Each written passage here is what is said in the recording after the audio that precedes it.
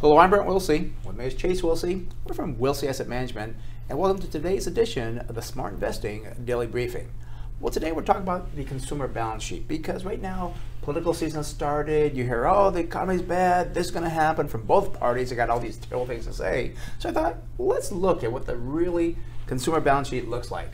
Let's go back to 2010 for comparison reasons. We see back in 2010, 69 trillion were the assets for consumers.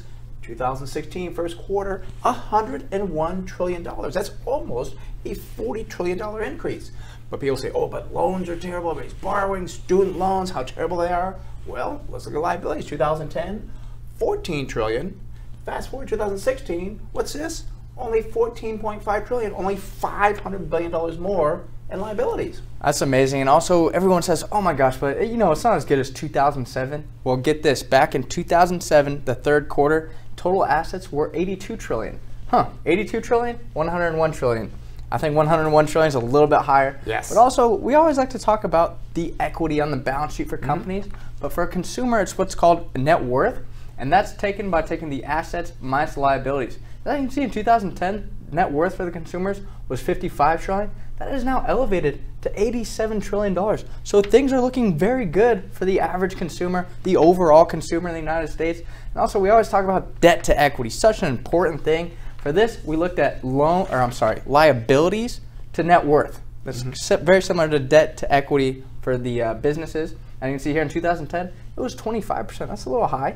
Well, 2016, that has now fallen 8% to 17%. Things are looking really good for the U.S. consumer balance sheet. And a lot of people say, this is bad, this is great, and so forth.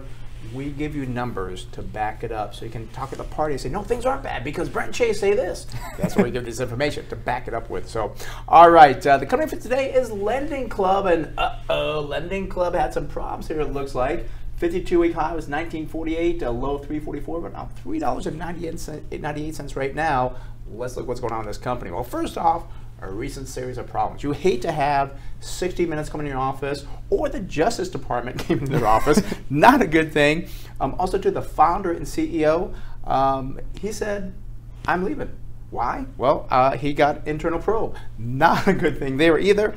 And then also, they had some trouble with the loans where they're doing things. They have to use their balance sheet to do loans. So the whole business model's falling apart. They got inquiries. They got the CEO leaving. A lot of bad things going on. So we look at these things here. It looks pretty good because you see sales up 71%, earnings per share up 116%. But we always talk about understand the company. Yeah, there's so many concerns going on, and this is a company that actually abuses GAAP and pre-exempt earnings. Not surprised to hear about that after seeing what's going on with the company. I think it's here back in 2014, pre-exempt earnings, oh wow, looks pretty good, 4 cents. Let's take a look at the GAAP earnings, however. Negative 44 cents. Always so important to understand the numbers, understand what the heck are they backing out here. I don't really trust this company based on what's going on with them and based on their accounting practices going on right now. But let's get a target sell price using those important GAAP earnings going on to December 2017. As you can see, estimated earnings per share 8 cents gives a target sell price of $1.32. Not worth the risk to me whatsoever with what is going on with the changing of this company's business model. Overvalued. So many concerns with this company. And again, we talk about the abusiveness of the pre-exempt and so forth. A lot of times there's a reason for it. That's why we bring it up to your attention and to really understand your business, because I know a lot of people bought this company. I heard great things like, oh, this is such a great thing, a concept and so forth, got to buy the stock. And well, they didn't understand what was going on. So I want to point that out to you. So well, let me ask you, if you're currently happy with the return on your portfolio, on your money, maybe you're not happy with the advisor you have currently not giving good information. Maybe you didn't see stuff like this.